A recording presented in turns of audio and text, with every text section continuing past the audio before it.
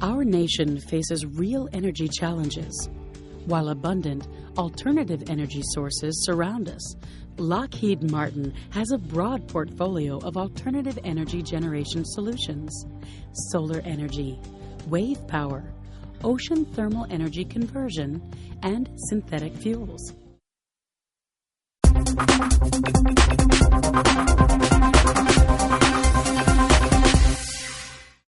Welcome to the Green Utility Webcast. My name is Michael Burr. I'm the editor of Public Utilities Fortnightly magazine. Today I'm speaking with Steven Andersen, our contributing editor, who's writing an article about the 450 megawatt Cape Wind project, an offshore wind development near Cape Cod. Steve, thanks for joining us today. It's good to be here. Thanks, Michael. I understand you spoke with Jim Gordon, who's the CEO of Cape Wind. Now, honestly, I'm not all that familiar with this company, but I understand they've been around for a while. So where's this company coming from? Well, Cape Wind is the development. The company is EMI, Energy Management, Inc., and they've been around for 36 years.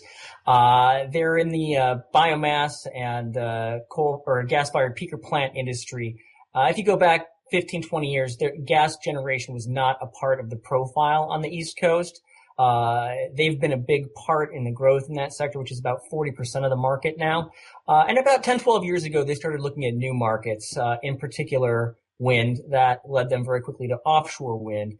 Land-based wind's not particularly practical on the East Coast, largely because of the highly dense population and small tracts of land that are available. So they took a look at Europe and to the offshore model, and it really seemed like a good fit in this area. So I was looking at the power purchase agreement that the Massachusetts DPU approved with Cape Wind, and this really raised the question that I've had about this project since I first learned about it. They approved a price of 18.7 cents a kilowatt hour with a 3.5% escalator for 15 years. I don't know about you, but that strikes me as pretty high, especially when you compare it to onshore wind, which some people talk about in the 5 cent per kilowatt hour range. So why is it that offshore wind is so much more expensive? Well, it's the first time they've been through the process at every step of the way, going through the regulatory hurdles. It's something that there really wasn't a context for. So they've had to kind of participate in creating the new regulatory regime, in a sense. And if you compare it to wind price, land-based wind price, it's come down significantly over the last decade. The expectation here being the same thing is going to happen. As economies of scale kick in, it'll get more affordable. Right. So I'm wondering about engineering and technology. Is there really anything about the engineering of the project that's likely to decrease the cost? Well, it's really good doing it over and over again. Obviously, erecting a wind turbine at sea, it's a more involved process. You're going to be using divers, you're going to be using sea cranes, things of that nature. But like anything, the more it gets done, the cheaper it gets. Right. Okay. Well, I guess really the question then is really, is it worth it? And I was looking at the press release from National Grid when they signed the power purchase agreement last year. And they talked about long-term economic and environmental benefits. They talked about needing to meet their renewable portfolio standard obligations. So that's kind of the perspective of the utility. I'm wondering, what does Jim Gordon say about why it's worth it? Well, they certainly believe it is, and they make an awful lot of arguments for why. There's a lot of differences between offshore wind and onshore wind. Onshore wind tends to be night peaking. It has a lower capacity factor. The capacity factor they're expecting from this project is 37 to 40%, which is pretty much double what you would get on land. And it peaks during the day, peaks in the afternoon. So it's going to be a much more effective complement in a peak load shaving capacity. It's also geographically a lot closer to the population centers than you have in some of the western wind projects. If you look at West Texas, the resource is a long ways from the population centers and the grid. So they have to build an awful lot of transmission and distribution infrastructure just to get that energy to market. Here, you're really just a few miles away from the most densely populated and industrialized part of the country. So the anticipation is as this grows, those things will really pay off. But I think probably the strongest argument, and I'm going to let Jim Gordon speak to that directly, is simply the vast quantity of the resource. The Department of Energy has validated that there is over 900,000 megawatts of offshore wind potential within 5 to 50 nautical miles of our coast.